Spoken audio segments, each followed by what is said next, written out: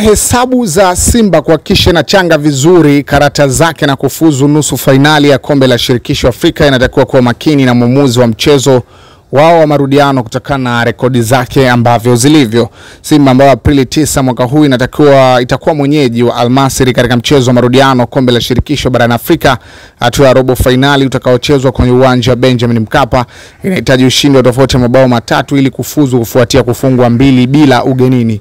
Sasa katika kuamua hatima hiyo ya shirikisho la soka Afrika CAF imempanga mwamuzi Jindo Louis Hongandande raia kutokea kule Benin kuchezesha mchezo huo.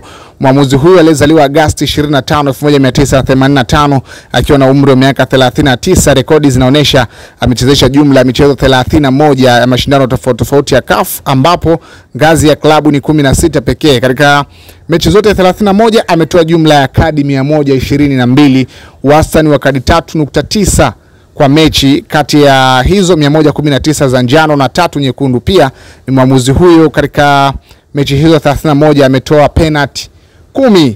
Mara ya mwisho mwamuzi huyo kuchezesha mechi iliyohusisha timu ya Tanzania na Misri ilikuwa ni Machi mosi 2024 katika mchezo wa mwisho wa kundi D kwenye ligi ya mabingwa Afrika ambapo Al Ahly akiwa nyumbani alifunga Yanga bao 1-0.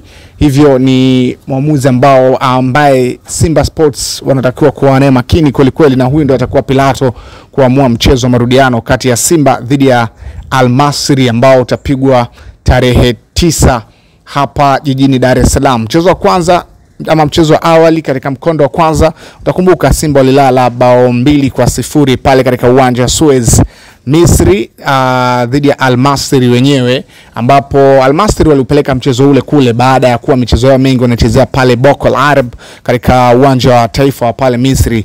Sasa inasemekana kwamba ni mwamuzi ambaye hana masiara hata kidogo, hivyo Simba inabidi wawe na nidhamu kubwa, lakini wanahitaji kupata ushindi wa at least magoli 3 ili kujihakikishia nafasi ya kuendelea katika michuano hii mikubwa barani Afrika. Nazungumzia michuano ya kombe la shirikisho.